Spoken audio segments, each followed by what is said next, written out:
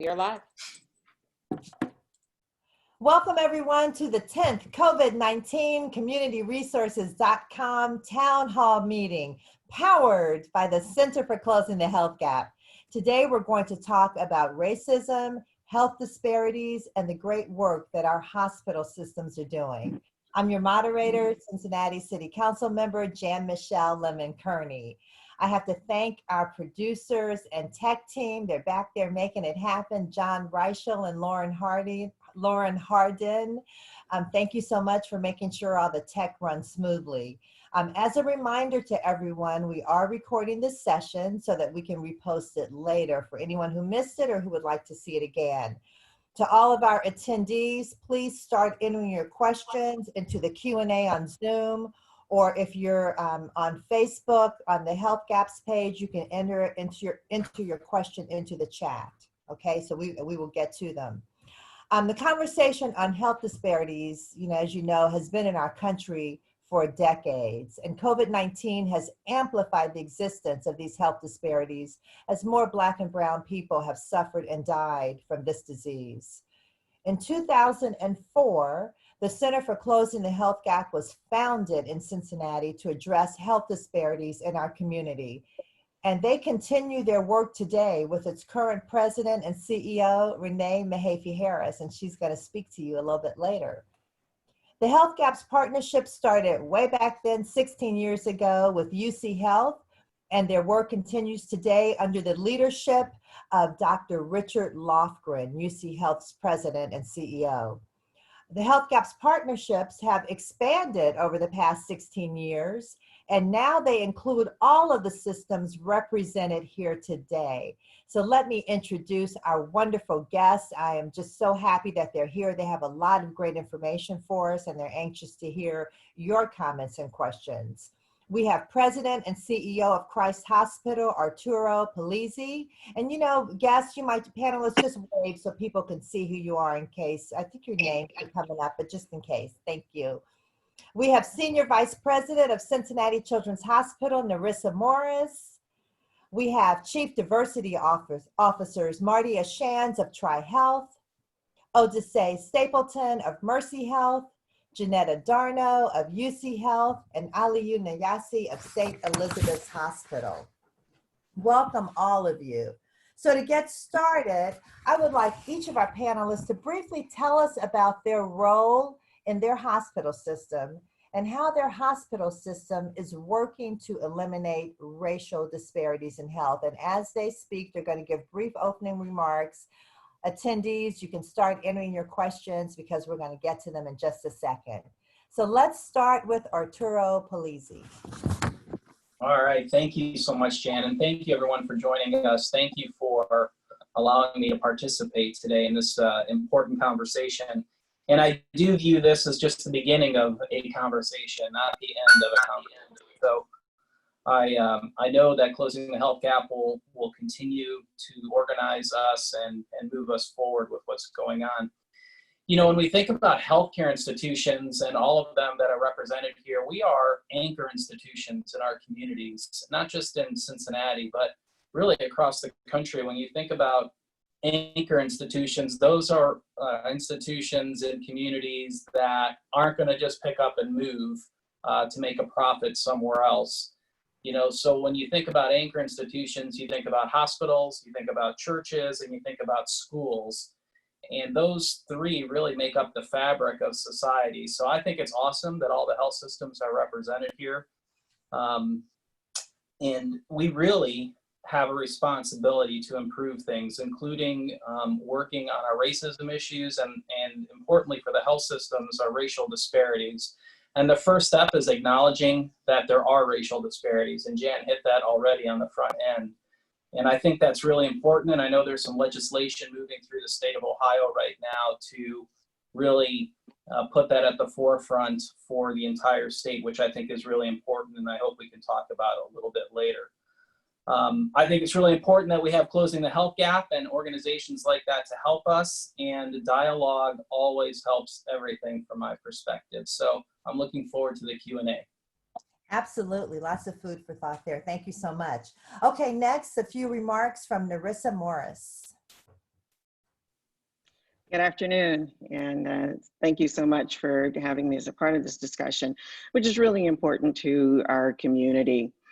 Cincinnati Children's, our focus is on children, so we are really focused on how we improve the health of children, really globally, but we have a special interest in how we improve the health of children here at home in Cincinnati. We want our kids to be the healthiest in the nation.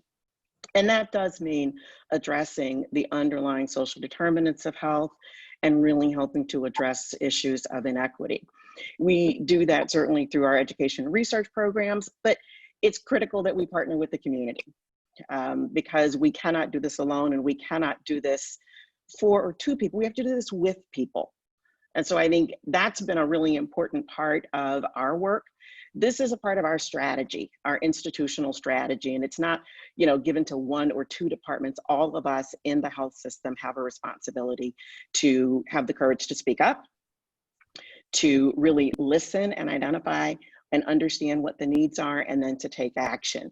And we do that in a number of ways. COVID has presented unique opportunities, I think, to reach out into the community, to provide information, whether it's through our websites, but also through partnerships.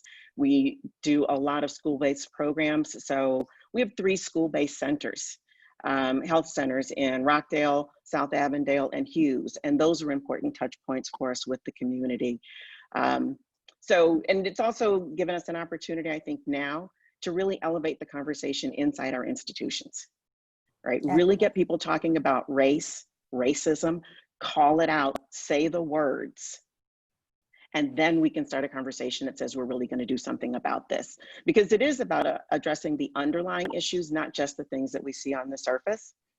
And so we have, provided testimony, as Arturo mentioned, on the Senate resolution. And it is important to take those kinds of leadership steps to stand and say, we stand for equity, we stand for equality, we stand for fairness, we stand for health that is equal for everyone. And so that's what we're trying to do at Cincinnati Children's. Our focus is on children, but we also know that includes their families and the community at large. Thank you so much. Thank you. I can't wait to hear all the questions and hear more comments from all of you. Okay, next we have Mardia Shands. Good afternoon, everyone, and thank you so much for having me be a part of this panel and having the opportunity to talk about health disparities in our community. I will tell you that TriHealth is committed to ensuring that we eliminate these disparities, and through a number of ways we're engaged in making sure, again, as Arturo said, that we are an anchor institution in the greater Cincinnati community. And we look at healthcare just across the board to ensure that we as a system is delivering the best level of care for all of our patients. And as it relates to health disparities, the confluence of COVID-19 and the killing of George Floyd and the protests has really given our organization an opportunity to take a look at itself internally and take a look at our diversity, equity, and inclusion strategy, and take a moment to take a stand and define who we are, again, as an anchor institution, and where is our position as it relates to health equity. And I will tell you that what we've been doing internally and on a go-forward basis, our commitment is even stronger to the greater Cincinnati community to ensure that we work to eliminate health disparities. We're looking at partners that we can join with, like organizations like Closing the Center for Health Gap, what federally qualified health centers are available that we can partner with. And so this opportunity is timely that we're having this conversation. My peers and I, we talk regularly about what are the big rocks that we should be looking at to make sure that we're having an impact in our community. And so again, this is really a timely conversation, and TriHealth is here and ready to take its position in making sure that we eliminate health disparities. Wonderful. Thank you so much. Okay, next we'll hear from Odesa Stapleton. Good evening, everyone, and thanks again for inviting me to participate in this town hall. My name again is Odesa Stapleton, and I'm the Chief Diversity and Inclusion Officer for Bon Secours Mercy Health. One of the things that's great about our healthcare organization is that when they brought me into the company, it was because we needed to address health disparities and the impact not only on African Americans, but all communities and all people who are socioeconomically deprived, and especially in our Cincinnati area and other areas in Ohio and around the country, the impact on the Black community. I report directly to the Chief Human Resource Officer and the CEO, who have committed to making certain that we address health disparities in the minority communities, with particular emphasis on those who are underprivileged and socioeconomically deprived.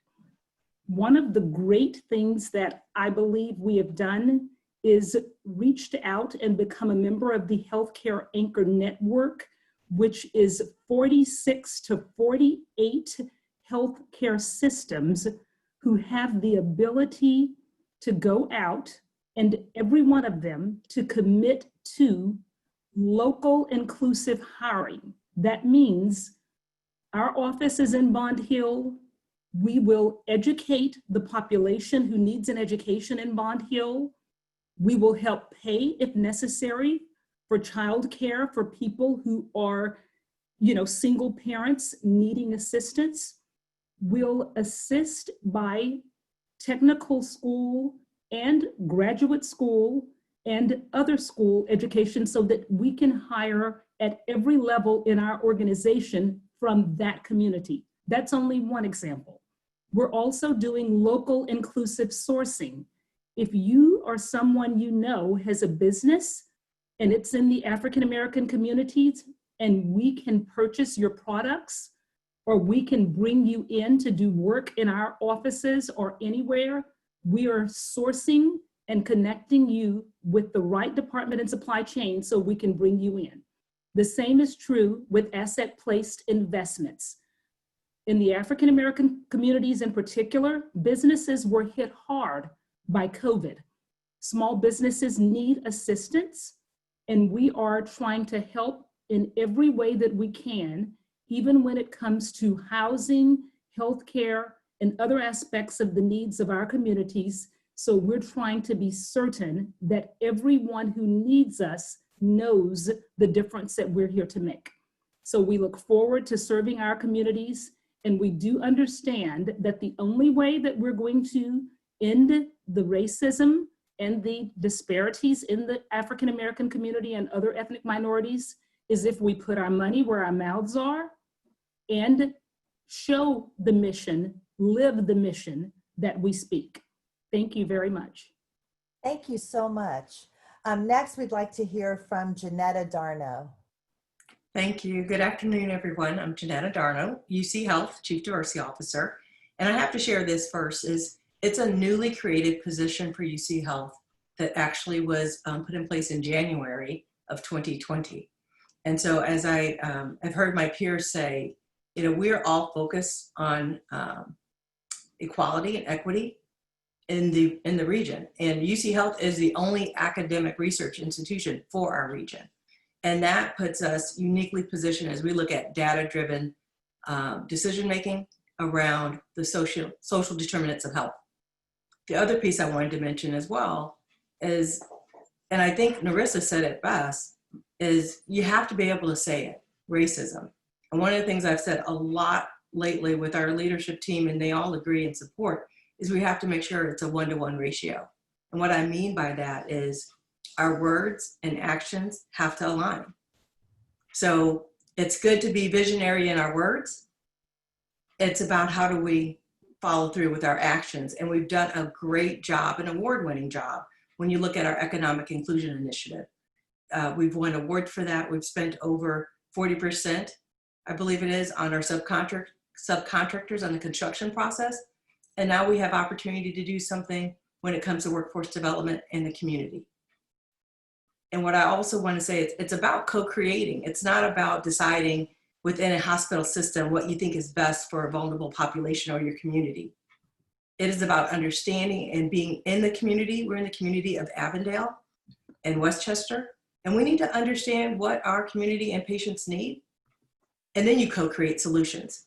So it's not to decide because people are saying the word that all of a sudden we're going to go do something. And the most important thing to do is know that we're there with you. We're part of the community, and we're going to look and solve this together. And racism is institutional across the globe. It is not going to solve itself overnight until we can address it and understand root cause. And I'm looking forward to our conversation today. Thank you so much. Thank you. All right, Alieu Nyassi. And Mr. Nyassi, you have to unmute.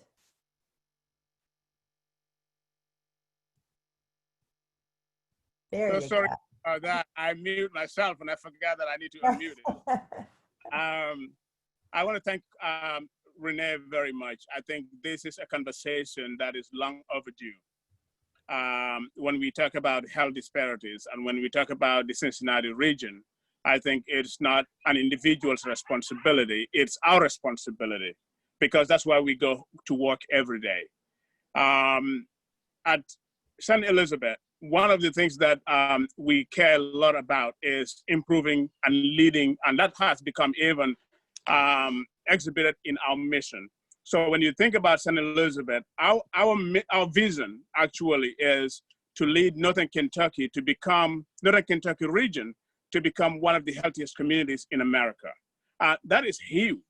And that is not just talking about one group, it's talking about everybody. But one of the things that our organization and our institution have pride ourselves for is that first contact is very, very important. That determines if the person is gonna come back. That determines if the person is gonna get the right care.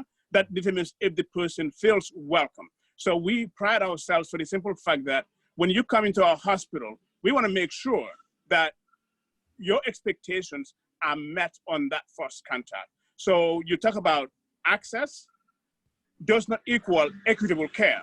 But what we remind our folks, what we remind our employees, our associates is that when you come into our institution, when you have contact with that person, we want to make sure that that person, regardless of what ethnicity, what race, what group they belong, we want to make sure that if the door is open for them to come in, they need to be cared for the way they came in. And they want to make sure they live better, because one thing that we have to understand is that this person may be the breadwinner. So many other people are dependent on this individual. But when you think about Northern Kentucky, also, we are in a very unique place, because we're not only serving urban, inner city, but also rural communities. And each group that you're thinking about have totally various needs. So addressing the individual's unique need is very paramount to our care. And that has, and we will have this conversation as we go on, that has been exhibited in what we talk, when we talk about COVID-19. Because one of the things that I tell people is that COVID-19 didn't discriminate. COVID-19 didn't see any race. Who are you to discriminate? So it's important for all of us to think about this, to say that if COVID-19 could hit every community, it is our responsibility.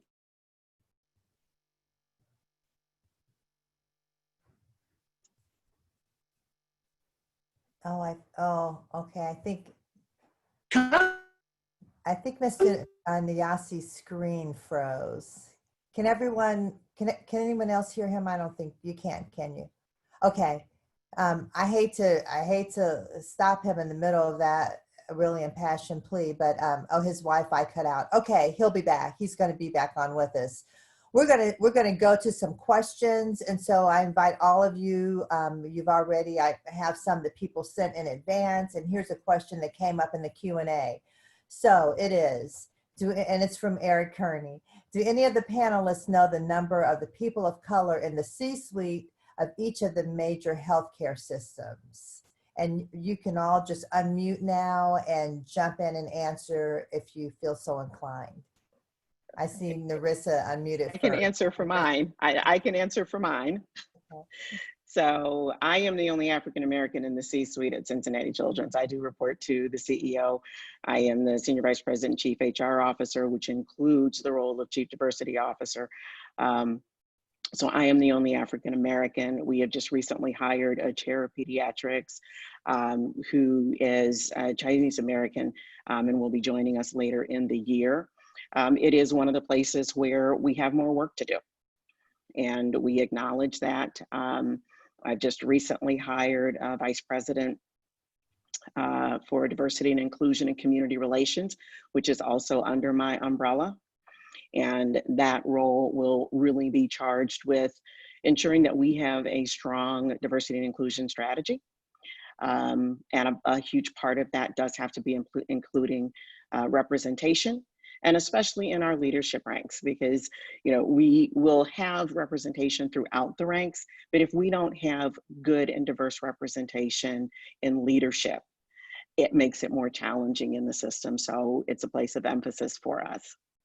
Okay, thank you so much. That's a really great, honest answer. We really appreciate that. And Jan, it's And so I to say, I was only going to just chime in and say that at Bon Secours Mercy Health, there are 3 Black chiefs who report to the Chief Executive Officer.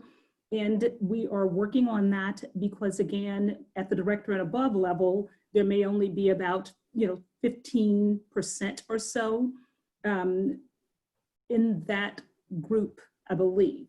So I think that the organization has made great strides to this end, and we realize that there's work to be done, and we are doing the work. So just like Nerissa said, we're all in this together, Right. and we are making a difference. That's fantastic. Thank you so much. Did anyone else want to comment on that? Because we have other. Sure. In TriHealth, we have one individual that is an African-American in the C-suite, and that is actually one of my goals.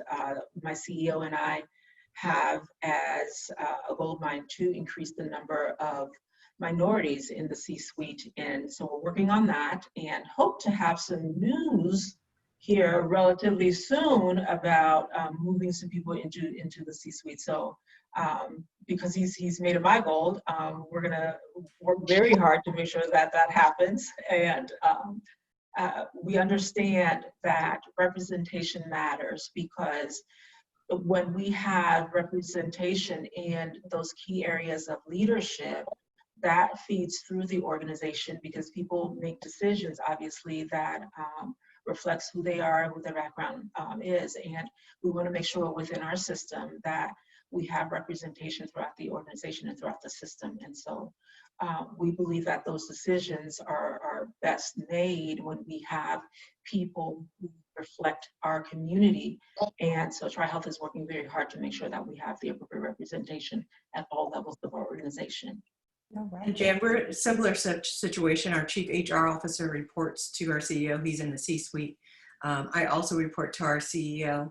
And like everyone else, I think we all recognize that we need to do better. And part of it is not just better for our healthcare system, better for the region.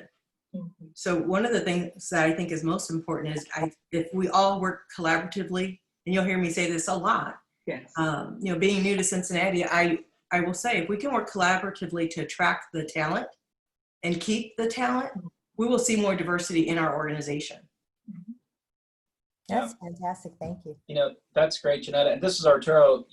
I wanted to participate in today's conversation in full transparency, because we probably have the most work to do in our organization, and that falls on me. I'm relatively new to the community too. I've been here about 1.5 years. I have found Cincinnati to be a remarkably great place to live. I think the people are fantastic. We're having some tough conversations now across the entire country because of the killing of George Floyd, and I think it's good to bring it to the surface. We don't have any people of color in our C-suite, and that falls directly on my shoulders. So I wanted to participate today just to make sure that everyone understands that there's a commitment going forward to work on this more transparently and harder. Well, you know, I really appreciate all of you. You're all totally honest and transparent, and that helps us move forward in itself. So thank you very much. Another question is from LaShonda Ewing of Sigma Gamma Rho, and she said, "How do we assist those who don't have health care insurance?" And anyone may jump in and answer. I will jump into this one. I think that Great, yay. I am back. Yeah, I don't know what happened. It froze and I was gone.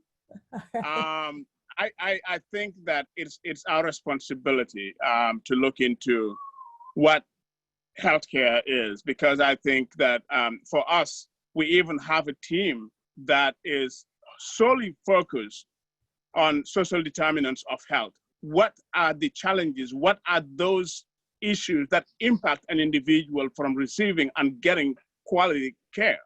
So if you have not heard, and that's one of the challenges that I want to actually take back and actually make the governor of Kentucky aware. Uh-oh, I think we lost him again. Oh my goodness, we're gonna work on that Wi-Fi. Okay, let's move on. Again. Oh, you're back. Okay, are you still here? Okay.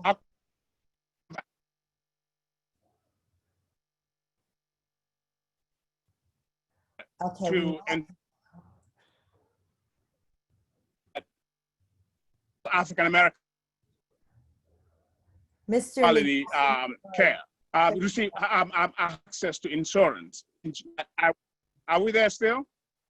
You know what? You are fading out, and we missed some of that. And now it looks like you're totally faded out. So we're going to see if your Wi-Fi gets a little bit stronger, and we'll come back to you. Okay, we'll come back. We'll come back so that you can speak some more. Let's go to the next question, and that's Audrey Holtzman, and she says, "What does the recruiting pipeline look like for people of color in each of these institutions?" I think you all kind of touched on that. Feel free to add a little more to that answer. Let me talk a little bit about that, because one of the things that I did prior to coming to TriHealth was work in workforce development. And of course, a lot of us have HR backgrounds. And so the pipeline for developing a diverse workforce looks like working in, it really starts in early childhood education and really working in the schools. And, you know, we try to work with programs and partner with programs that are STEM focused. And we want to work with kids as early as possible. So one of the things that TriHealth is doing is working with the Greater Cincinnati STEM collaborative. And we want to work with STEM because we want to make sure that we touch kids as early as possible where they are interested in math and science, because of course those are the subjects that lead to fields in the healthcare system and careers in the healthcare system. And so we want to make sure that we're making sure those kids are introduced to the healthcare system, potential careers in healthcare. And so we work with the STEM Collaborative, we work with Cincinnati Public School, Hughes High School, Woodward has programs in phlebotomy and central processing and so forth. The Health Collaborative has the Health Careers Collaborative, and they do an excellent job in making sure that kids are introduced to health careers. And so that's one of the things that we make sure that we're in contact with, and we collaborate with those organizations. But it really does start with working with the schools and kids at a very early age, so that you establish a relationship with those children and make sure that they are not afraid of math and science, because the earlier that you can get them on that track, the more likely that they are going to be interested and stay interested in those sciences and math that lead to careers in healthcare. All right, thank you very much. Okay, the next. Jan-Michele, Oh, sure. Go right I would ahead. also add, Okay. we do have to work together, and I think someone mentioned this earlier, to make people know how much this region has to offer, and that Cincinnati is a place that African Americans can come, they can have meaningful careers, grow and thrive and contribute in this community. And while we certainly want to and must recruit locally, we also need to continue to bring people in. I look at myself, this is my third time living in Cincinnati. Wow. Right. And so, right, this is my third time. And so there are things here that brought me back. And I think Cincinnati is a place where we have the opportunity to make a difference. And so if you want to make a difference, this is a place you can come. And that's a message that we need to get out to people. We do, as Mardia said, have to cultivate those pipelines starting early. And one of the ways that we are in the Cincinnati public schools. We are very active in the public schools, and that's important to us. But we also partner with the Urban League and Easter Seals and Mortar, and those are opportunities for us to also build our pipelines, in addition to really looking to expand our outreach to HBCUs, both in Ohio and beyond, and building pipeline programs, especially for nursing, because that is an area where we also want to ensure that we are increasing our diversity.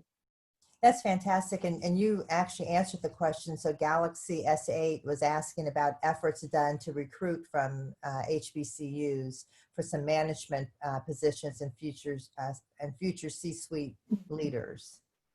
So you've touched on that. So there is active recruiting at various HBCUs, it sounds like. Yes. Absolutely. TriHealth works with Meharry Medical College, and one of the things that we're doing is having third-year medical students come up and do their rotations through our system, because of course you want the medical students to see your system, to experience what they potentially would experience when they are in the area. But even more important than having them go through the system, one of the things that my peers and I are talking about is when the students come to the greater Cincinnati area, to Nerissa's point, she's been back to Cincinnati 3 times. Cincinnati I've grown up in Cincinnati, and it is a uniquely wonderful place to have a family, to live, and we want to make sure that people understand and know what Cincinnati has to offer, all of the wonderful things. And so we are talking, my peers and I are talking about how do we compete with the Washington DCs and the New York Cities and so forth. What else can we do when medical students come to Cincinnati? How do we promote our city so that people want to stay in the greater Cincinnati region and not necessarily think that everything is in Atlanta or in the DC metro area and things like that? And so we were going to start to see some successes here, because Jeanetta is very determined and I love her energy and her spirit about making sure that we are going to be a regional powerhouse as it relates to healthcare. I love it. I think if I have to add a little bit to that, I want to go back to what Nerissa just said, dealing and working with our local schools. I think the best way to retain talent is to grow your own talent. And so one of the things that we have done and we are continuing to do is some of our young people that are finishing high school and are in college, or even not sure if healthcare is something they want to do. So one of the things that we just finished our first group of training at St. Elizabeth. We're now recruiting for the second batch, but we are paying full training for CNA training. So what this is, and for those of individuals that are on this viewing this panel discussion. And if you're looking for a job, if you want to go into healthcare, but you don't know how to get through that, we are recruiting CNA training, and we're going to pay for all the programming. So the day you start the CNA training, you are as an Elizabeth employee. And so you're going to test the waters. If healthcare is what you want, and if it is not what you want, there are so many other routes, because for those of us on this panel, none of us are clinical, but we work in healthcare. So it's not only that you're going to be a nurse, you're going to be a doctor to be in this field, but there are other opportunities out in this path that you can carve for yourself. So getting in there to see if you want to go into the clinical route, or you're going to go into the administrative route, or whatever you have to do. But I think that's the big thing. The big picture is being able to cultivate, being able to get our young people interested at a very early stage is very, very important. And creating those opportunities for them is key. What I wanted to add to that is when you look at the participants on today's call, which is so unique to have so many strong healthcare systems in one community. I've only been in Cincinnati for 5.5 months. And yeah, I know, right? 5.5 months. And what I would tell you though, is just to see the collaboration around trying to attract and retain talent is so important. And Tolu's point is, it's not just about clinical, it's clinical and it's non-clinical. Mm-hmm. But if we aren't collaborative in our approach, then what will happen is we might attract talent, but maybe you don't get their partner or their trailing spouse. Then what happens? And so to me, it's as important to know what relationships we have with schools. I get that interest. That's about attracting, but we know more times than not, you might be able to get people in the door, but can you keep them? Can you keep them in your city? Can you keep them engaged in your community? And so I really want to say there's this balance and dance that has to happen relative to how we attract the talent, how we retain that talent, and how we develop. Because and I'm going to say this, I've been involved in diversity work for a while, and if you attract talent, if they're not happy where you are, if you want them to stay in your city. So sometimes for the greater good of your city, you will say, you know what, let me call Mardia and see if there's an opportunity there. Let me call, Odesa. That to me is what the future has to hold for us to really see an impact around equality for our city, for my new city. Right. Well, welcome. We're so glad you're here. Oh my goodness, 5.5 months. I know. That's fantastic. I'm sorry, Arturo, go ahead. Jan, I'm sorry. I was going to just make one comment to that end that kind of followed up on Nerissa's comment, as well as an earlier comment. When we're looking for our talent and our talent pipelines, one of the things that we do want to partner with educational institutions. We want to grow homegrown talent, but I think the community partnerships, as Nerissa mentioned, like the Urban League, we also partner with the African American CEOs. We partner with, again, the Hispanic Chamber. We have to look for talent at every level within our organizations so that we can continue to diversify, with ethnic diversity, the C-suite, and other levels within our organizations. So in addition to our partnerships with the United Negro College Fund and other educational institutions, I think our collaboration amongst each other as well with the other chiefs of diversity and inclusion and human resources offices helps us, because we can't hire every person that we interview. So they may be in our pipeline, but Jeanetta could be looking for them, Arturo could be looking for them. So those are the things that we have to continue to do in addition to going to the educational institutions and growing them from the ground up. Just wanted to add that. Thank you so much. Arturo, I know you were about to say something as well. Yeah, thank you. I just wanted to put another point on top of what these two ladies said, because I think it's really important. This collaboration piece, and it's already been said, COVID didn't discriminate. It's a public health issue. Race and racism is also a public health issue. So when COVID hit, all the health systems in town got together really fast and came up with plans to address the surge that we thought was going to happen. And we did so in an incredibly collaborative way. With no notice and really just for the good of the community. I think, raising this racism and racial disparity issue to the top of our priority list, and someone said it earlier about making it part of our strategies, I think is really critical for all of us going forward. We need to treat it as a public health issue, just like we collaborated on COVID. We need to collaborate on this because it is a public health issue. So I think we have to think about it in really a more macro level way sometimes, as opposed to smaller thinking that we've done up to this point, at least in our organization. I'm going to just speak for myself. We're trying to elevate the conversation so that it's broader than it has been. Okay, thank you so much. One other comment on that, Jan.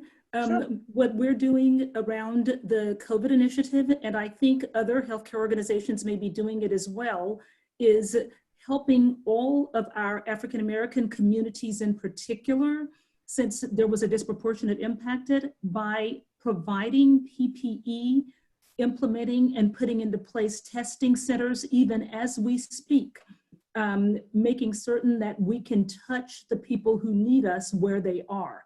So we are doing all of these things to the best we can by partnering with our suppliers who provide the PPE. So we're doing that so that we can prevent the resurge in African American communities to the best of our ability. So the poverty issue, I think, also contributed to COVID. In addition, the lack of health care access, and many people had to go to work. They could not stay home and work like we could. So we're doing everything that we can. And I think that all of us in healthcare in Cincinnati are working on that so that we can impact a positive impact on the social determinant around where people are and their inability to get jobs. So that's another part of our conversations and our collaboration when we meet weekly. And I would add a little bit on that quickly. I think that with what Odesa have said, you cannot do this work without data. Data is very, very important. And the government, the system should not mandate you to collect data. And I think for St. Elizabeth, that is one of the things that helped us in the last few months, because we committed ourselves to collecting race and ethnicity data. And with that data, we realized Arabic-speaking population was actually coming into the emergency room and testing positive. What we committed ourselves to do at that particular time was we educate this individual what COVID is like, what is COVID-19, ask how many members do they have at home. After the swab, we gave this individual a cloth face mask and asked how many members are at home, give them the number of face masks so that everybody at home has a face mask. That helps to bring down the numbers for that group, but then we see an uptick in the Latino community. How did we do that again? Is the same approach, but again, partnered with Latino centers within Northern Kentucky and the Latino Chamber of Commerce. And we formed what you call the COVID-19 Latino crisis team to actually address those issues. Now we provided last week, actually 2 weeks ago, 2,000 flyers, all in Spanish. We created an 800 number in Spanish.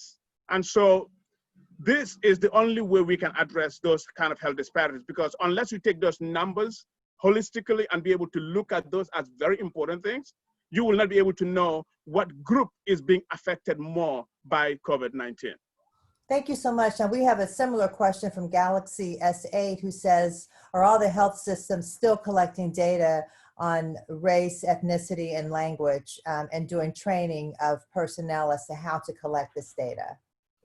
Is that still going on? Yes. Yes. So, yes, we definitely still do that. And I could even chime in that I'm responsible for the entire language services department for our organization. And that means everything. If someone speaks Hindi, Arabic, Spanish, my team is responsible for sending out the interpreters either bedside or through the systems to assist.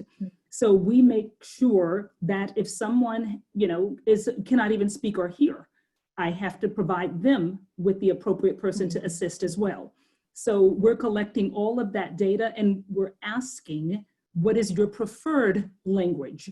How would you like for the provider, the nurse to communicate with you? And then we have the technology, if necessary, for them to be connected to a language line where they can see a person who is speaking back and forth or talking with them with the provider on the other line.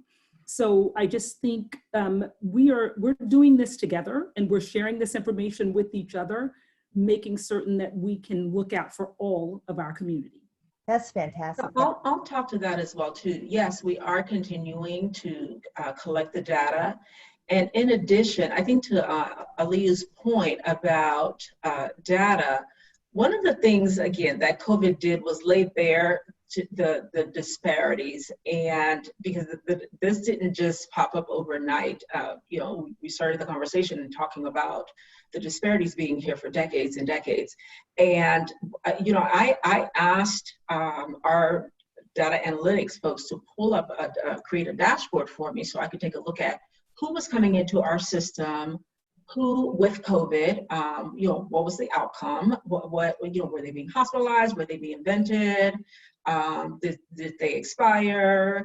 What was interesting, I also asked them to layer in comorbidities, and because I wanted to understand and see, okay, so we know what's happening to the patient, but what else is going on with the individuals? And we did that by race and ethnicity as well too. We also did by gender. And so I wanted to see, you know, and it gave us just very granular data around how people were being impacted by the disease. And so when you took a look at you know, clearly what happened to individuals, layer on top of that the comorbidities. And the four major ones are hypertension, diabetes, cardiovascular disease, and let's see, COPD. And all of a sudden, the landscape or the picture looks completely different from just having a conversation around COVID and what the outcomes are related to, you know, what happened to that individual. So when we talk about health disparities, we really are talking about, yes, the social determinants of health, which of course drive things like hypertension and drive things like whether or not somebody has diabetes or whether or not they have COPD and cardiovascular disease. And those social determinants that are driving those, you know, disproportionate number of African Americans, or it happens to be African Americans, by the way, that have, you know, a disproportionate and are hugely overrepresented in having hypertension. So now we're starting to look at, you know, and the title again of this discussion of where do we go from here? So yes, we are collecting the data because the data says that African American women are overrepresented as far as having hypertension. And Lord Jesus, as an African American woman, I can tell y'all that I probably shouldn't be tested for hypertension because that's stress, you know? And so what are we going to do from here?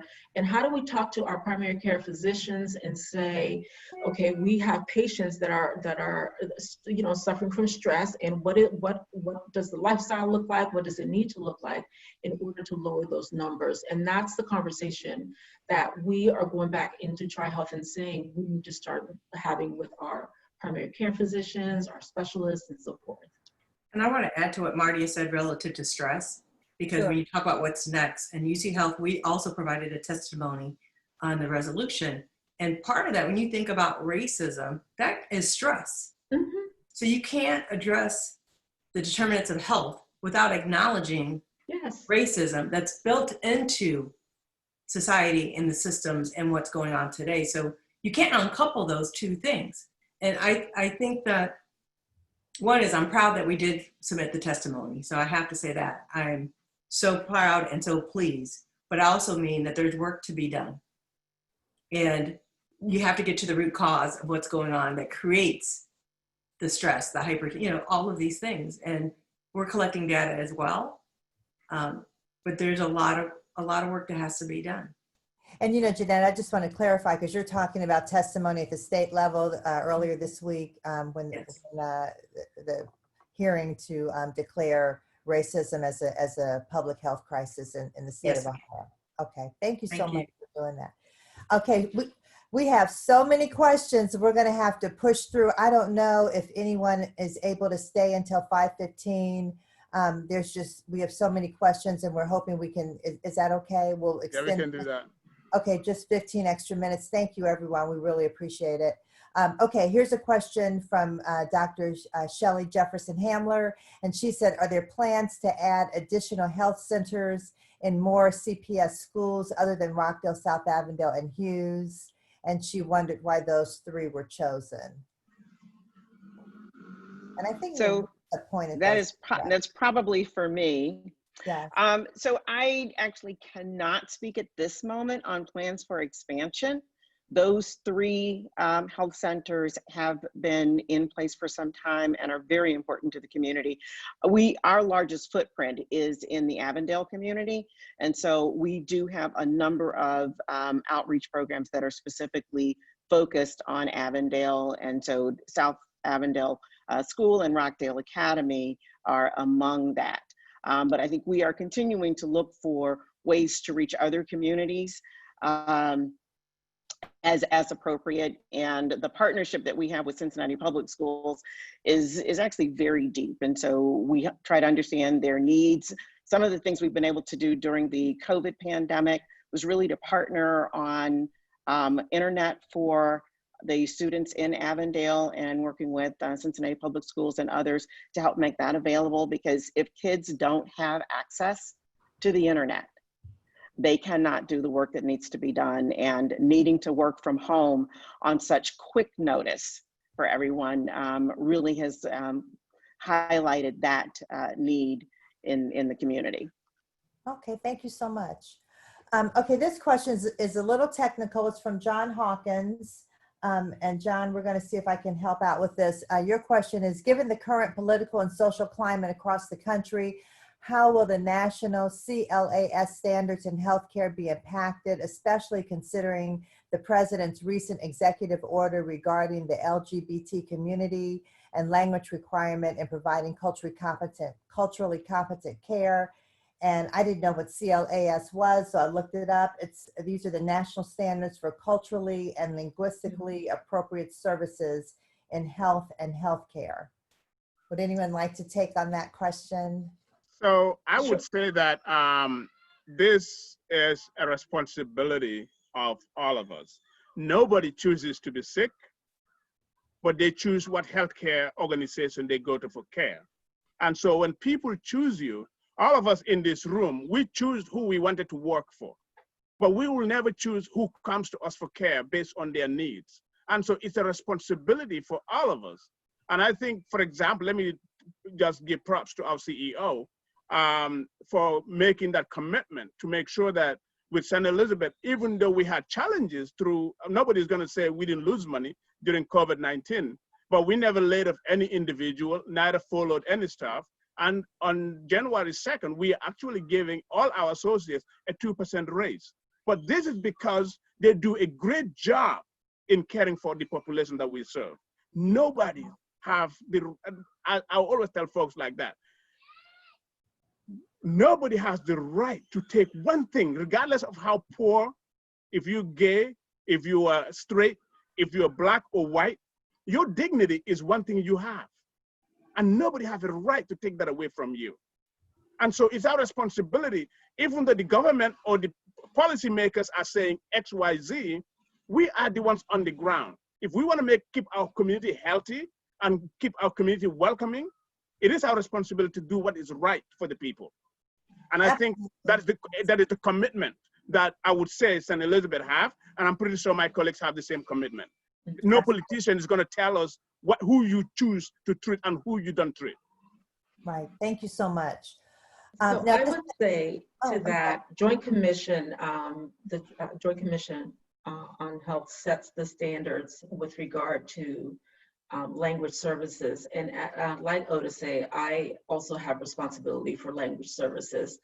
And so Joint Commission mandates that all healthcare system provides interpretation services for the hospital system. And so because that is set by Joint Commission, we are obligated to provide interpretation services for patients who are non-English speaking. And so we will continue to adhere to that policy requirement until Joint Commission tells us otherwise. But I can't imagine that in the effort to provide health care to people, that you would not be able to provide language services to them. People need to be able to understand, you know, what medical direction it is that you're giving them. So that's what we follow with regard to, you know, whether or not the person is English speaking or not. Okay, thank you so much. So, I want to put it. Jan-Michele, can I just add one quick thing to that? Absolutely. We can't depend on the government to tell us what's right. Mm-hmm. We have to know what's right and do what's right for people. And ensuring that they have the information that they need, that they in language that they can understand, in cultural context that is relevant to them, is our obligation. And whether the government decides to change their view on whether or not that should be done, I think we have to decide what is right, what is consistent with our organizational values, and stay true to that so that we actually provide the care that we've committed to people. And this goes right back to the issue of equitable care. Right. Equitable care means you can understand what's going on in your care, and you can ask questions and have those answered appropriately for you in ways that you understand. So I don't think we can just go by what the government or Joint Commission tells us to do. Yes, we will want to pay attention to that, but we need to do what's right. That's right. And we said over 3 years ago, inclusion is a value at UC Health. And to everyone's point is that is true to who we are. And so we're not going to allow politics to determine how we treat someone to make sure they can receive culturally competent care, have their dignity, not be discriminated against because of who they love. That is not who we are. And so, you know, 5 months in, I'll still tell you, that's not who we are and that's not what we would do. All right, thank you. I want to throw in 2 comments here.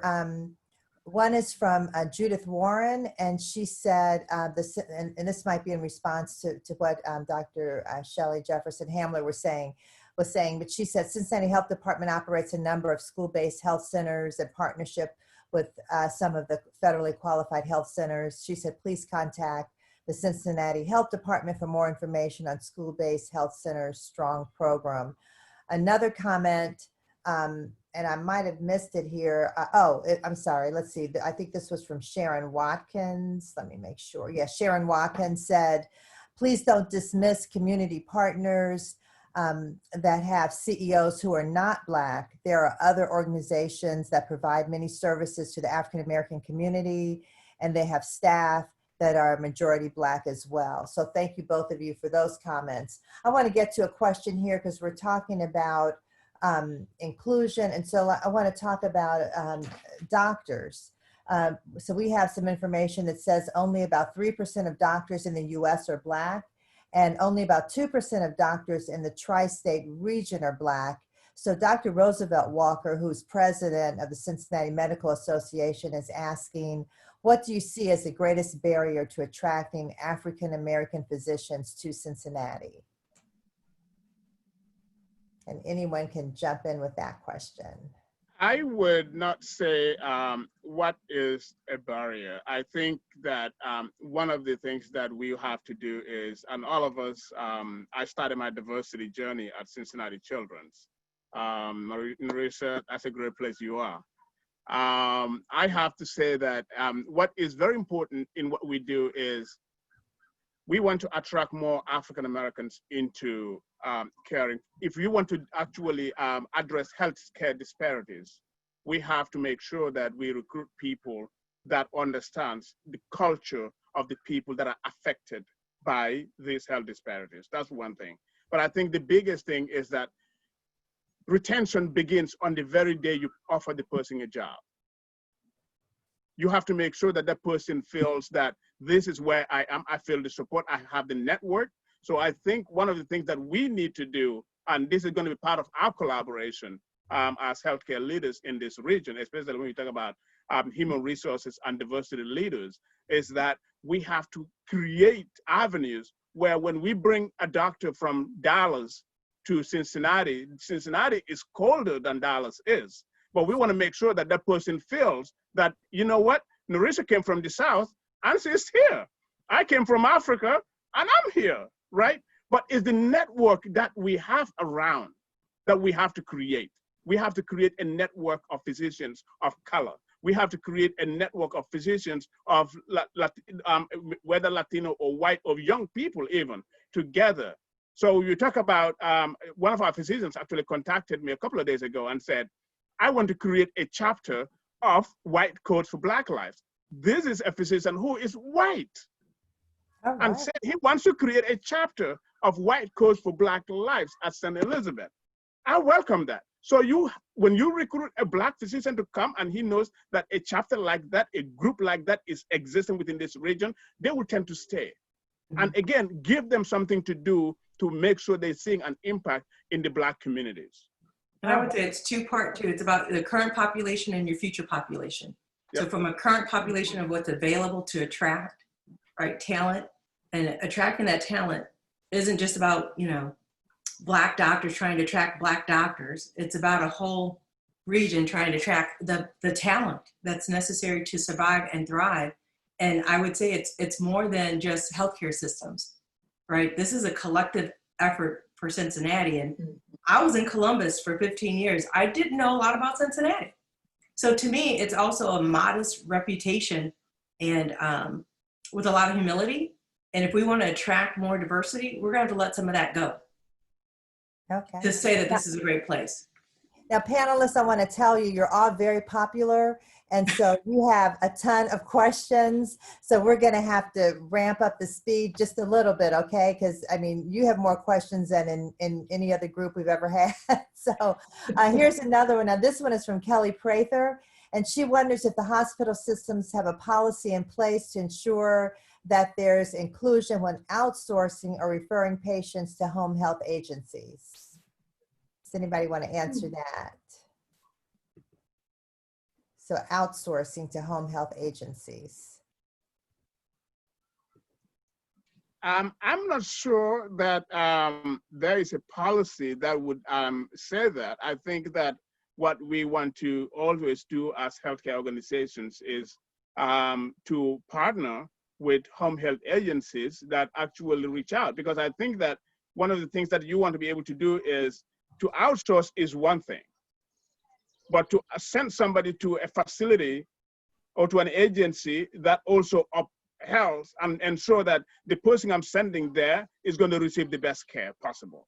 So I think that I wouldn't say outsourcing, but I would say that we collaborate with home health agencies. And I think is the responsibility of these home health agencies to actually reach out to these healthcare systems and say, I have this service to offer, and this is the quality checks that I have. Okay. And I was just going to chime in as well on that yes, it's a collaboration and a partnership. And then there are also opportunities with RFPs, you know, if home health agencies are interested in providing care, but it isn't, I don't think we understood whether or not she was asking if we had a plan to outsource, you know, to home health agencies that she might be interested in being a part of, or if she was finding out whether or not we have current home health agencies that we work with. Yeah, that was Kelly Prather, and she is in the healthcare industry, and I think her answer was, I think her question was the earlier one that she's wondering about, is there a plan? Yes, So, and we could certainly connect her, I think, in each of our systems with the appropriate person to have those conversations. Okay, that's excellent. Okay, here's a question from Lisa Sloan, and she said, what are your hospitals doing to identify explicit and implicit bias among providers? We're training them. we're identifying it. Yes, in every organization, there are always some people who need training. On our team, I mean, we do bias training. We are also creating anti-racism training and making it a part of it so that it isn't just a small section to address the issues of the day. And we put everyone through it. And our goal, even now, it looks like we may have to have approximately 300 sessions for 60,000 employees, including our providers, to go through the bias training, the anti-bias rather, recognize your bias, anti-racism, and some cultural diversity and sensitivity training, especially in light of the things that have been in the media where we see it particularly, heightened against African Americans. Right. Thank you so much. We're doing the same, doing the implicit bias training. I did mine earlier this year, right before the pandemic hit, and we're rolling that out to the entire organization as well. I think with that too, these trainings are going to need to become, in my opinion, permanent, not just, hey, we're going to do it this year and then, we can check that box. I think it's going to have to become a permanent part of our organizations and part of our culture going forward, so that it doesn't get lost in the shuffle, because I think that's what's happened to many of these programs in the past. And with what's going on, we just need to talk about more permanency, in my opinion. Okay, great. Thank you so much. Yeah, that's a great point. It's, certainly so. Highly so. We TriHealth did the exact same thing, where we are on a path where every physician, APC is going through, and every department is going through implicit unconscious bias training. And to Arturo's point, not just having it be a one-time only training, but making it part of, and we've actually embedded it into our annual medical education training, and those are mandatory. So everyone has to go through that on an annual basis as well. And we're actually, we've already developed, in light of everything that's happened, we've developed some new information that needs to come out now around anti-racism, and not just implicit unconscious bias, but it needs to be to, I think Darnetta said it earlier, say the word racism, anti-racism. And so kicking it up a notch to say, racism exists in our organization. Okay, so let's not kid ourselves. Yeah, I said it, racism exists in our organization. And so here's what we are going to do to put people on the path to become anti-racist. And so here's how we're going to walk you through that. Here's what it's going to look like on a regular basis at regular intervals in our organization. That's wonderful. Thank you so much. I really appreciate all the honesty. So I have two questions from Ruby Green Hemphill, and one is, are you recruiting outside of the Cincinnati area? And then her second question is related to that, and she said, how will organizations know when they're successful in achieving their goals and improving representation? So I think that the answer, are we recruiting from outside Cincinnati? The answer is yes. Yes. We have no boundaries. We want to attract talent to this region, and we want to be able to retain talent in this region. So we're recruiting from all over the country. Whoever we think that would be an asset to not only our region, but our individual organizations is one thing we want to pride ourselves for. How do we know that? I think there's no way we can say that I have gotten to this level and I'm okay with my diversity numbers. I think every year, every moment is an opportunity for us. So one of the things that we do as diversity leaders is to make sure that we are able to keep data and also look at our trends and have conversations about when we have turnover for every segment of our workforce, where you see that actually if we are losing more African Americans and more, the people that we lose more are actually not from the whole organization, but from a specific department, you need to have the conversation with that particular department, with that particular leader, and find out why this is happening. So it's important for us to actually be able to look at our whole workforce numbers. And even when we are losing senior citizens, I'm not going to say senior citizens, but if you're looking at 18 to 20, 30 to 45, 45 to 50. So each age group, whatever numbers you're losing, you have to be able to make sure that you account for those and find out why. If you have your workforce, if your workforce is basically 40% people over 55 or over 60, then you have to look at how do I do to make sure that I have a workforce that is more represented by those under 50 or under 60, because somebody at 60, 65 could say, I'm retired. What if that 15% retires the same year? What are you going to do? So it's important for us to look at those numbers. And I think that, as I said earlier, is we have to see what the trends are and then be able to address those challenges, what turnover and all those kind of things. But as leaders, we recruit from all over. We want to recruit locally, but if you can find certain skills set from locally, then you try to get people from outside to come here and stay here. Okay, thank you so much. Now this next question is from Derek Blassingame, and I'm just going to warn you, this could be a long answer. So I ask you just give us a few examples, because I know all of your institutions are doing a lot. So his question is, what investments has your organization made to the communities in which you do business? So just give us a few quick examples, because I know all of you have invested a lot. So thank you. So we have, through our community health, community relations, and research enterprise, we spend about $500 million a year in community investment. And that's across a variety of programs, specifically in Avondale. Many of you may know we have an $11.5 million investment specifically for Avondale for capacity building and community development. And that has funded a number of programs and initiatives that actually address many of the social determinants of health, from food insecurity to housing, as well as development for children. All right, thank you so much. We run the free clinic in West Price Hill, and we also are in partnership with providing support for the Free Store Food Bank. Okay, great. Just two examples. Yeah, I know there are many, and all of you can go on and on and on. So thank you for making that short, and thank you for your investment in the community. Here's a question from Nina Lewis, and she says, in what ways does your system engage patients as leaders in deciding the direction of your institution's strategies?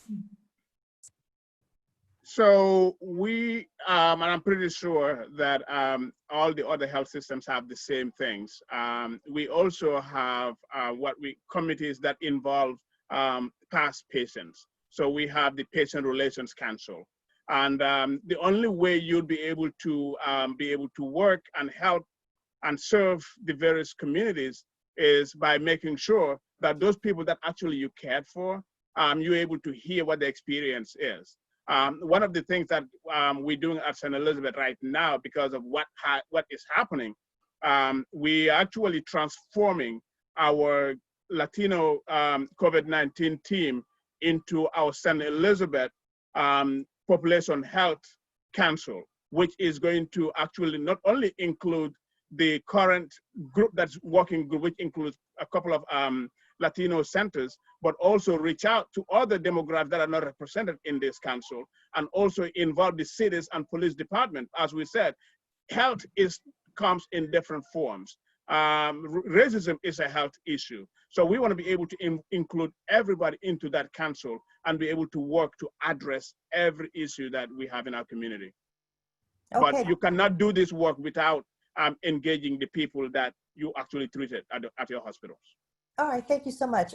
Dr. Karen Bankston just wanted to point out that there's several other school-based health centers throughout the area, and they're funded by Interact for Health. And she said there are over 40 in the area. So thank you for that information. And then Derek Blassingame wondered if these conversations on inclusion and diversity will continue. Yes, Derek, they will. Thank you for that question. Tawana Wilson said, what are your organizations doing in regards to succession planning to get diverse talent in the director level and also above positions across all service lines? So I'll take that. Hi, Shands. I'll take that, and I will tell you again, so what's all of my goals, I must have had conversation with some of these people some of these people this prior to this conversation, because they must know what my my MBOs are for the year, because a lot of it is around pipeline, diversity pipeline and talent pipeline for our respective organization. But it is, she's right, that how do you develop the talent, and how do you create the pipeline to get people into those C-suites, and how do you into the C-suite, and how do you look at your up and coming talent in the organization to get them to the supervisor level, to get them to the manager level, and then eventually up to director, and then higher up. It's looking at succession planning in your organization and doing that on a regular and a consistent basis to identify high performers and high achievers, and making sure that we're doing that in an equitable way. So making sure that minority candidates are being identified, making sure that there are collateral assignments, cross-departmental assignments, development opportunities, whether it be in classroom or online, whatever those need to look like in order to cultivate your talent. And it can be at the front line in order to move them into supervisor and management positions. But those are things that are, I can tell you, my are my goals in order to have that available, that talent available for our organization. And so those are things that that I personally work on a daily basis. Well, I can just chime in very quickly that we certainly do include diverse talent in our succession planning. We have a system in Workday where everyone puts in their talent profile, and then if someone needs particularly training so that they can be considered for the next position, we pay close attention to ethnically diverse talent because it's a part of our jobs. And then just going back to the question on retention, if there isn't the ability for someone to move up within the organization and they have that skill, we would lose them. So yes, we do everything we can to develop, train, and to elevate our diverse talent in our organization. And the other part to that is, I think it's important to develop the talent, but without leadership understanding their blind spots about certain groups, that talent won't grow. So one of the things we just spoke about in our organization just last week as we reviewed the D&I vision and strategies is executive development around cultural competency. Because without that, you can't sponsor and mentor people across differences and understand your own blind spots. So I think it's about a top-down, bottoms-up, middle-out approach to being able to grow that talent and keep that talent. Okay. Jeanetta, if I can just add one thing to that, you mentioned sponsorship and mentoring. Yep. Both of those are important and they are different. That's right. And there has to be a willingness not only to mentor, but to actually sponsor. That's right. All right, thank you so 100%. much. And so we're going to close up. Dr. Robin Ford had a quick question, which I can answer, and he wants to know what hospital is Mr. Arturo Polizzi, President and CEO of, and that's Christ Hospital, Dr. Ford, Christ Hospital. Okay, we could keep talking. I want to say I just feel so proud of all of you. Really appreciate the great work you're doing for the greater Cincinnati region. I know that our hospitals are in good hands, and I just really, really appreciate, we all really appreciate you taking the time. Attendees, we love you. You come on, you ask great questions, and we appreciate your engagement. And Renee Mahaffey-Harris and the Center for Closing the Health Gap make all of this possible with our partners. So let me close by saying thank you to all of you, and to ask Renee to do her closing remarks, and to remind everyone there is a survey. Please take it, because that helps us decide on future town hall meetings to see what it is you want us to talk about. So all of you, again, you are all so fantastic. Thank you for your great work. Renee? Well, Jan-Michele, Councilmember Kearney, thank you for being a moderator today. I think you had a tough job and you did it. You got all the questions answered, or at least able to be asked. And I want to say to each system, beginning with UC Health, Christ Hospital, TriHealth, Cincinnati Children's Medical Center, St. Elizabeth, and Mercy Health, Bon Secours Mercy Health. Thank you all for being here today. I have had the joy and honor to talk with you and be a part of your conversations, and I hope it does not end today. I don't believe it will. We must work collaboratively, as each of you have said. And as also you said, we have to co-create the solutions that we will collaboratively work to eliminate racial and ethnic health disparities throughout Greater Cincinnati and get to the health outcomes that we want to see for every person in our region. So I thank all of you. I want to thank our partners that make all of this possible. We're happy to power the Zoom calls each week, but it is our partnership with the Urban League of Greater Cincinnati and Southwest Ohio, Eddie Cohen, the president of African American Chamber of Commerce, Eric Kearney, the vice president of the NAACP, Joe Mallory, and Dr. Roosevelt Walker, president of Cincinnati Medical Association, and of course, our council member, Jan-Michele Kearney, that make these virtual town halls possible. So I thank you all. I thank everyone that attends. I thank you for all of your comments. We want to continue to provide information that is going to enable all of us to be equipped with the knowledge to be a part of their own health solutions, but partner with our institutions to ensure that we work to remove the inequities and disparities that persist in our city, our state, and our nation. So thank you all, and I appreciate each of your participation today. You all have a great rest of the weekend. Thank you. Thank you. Thank you.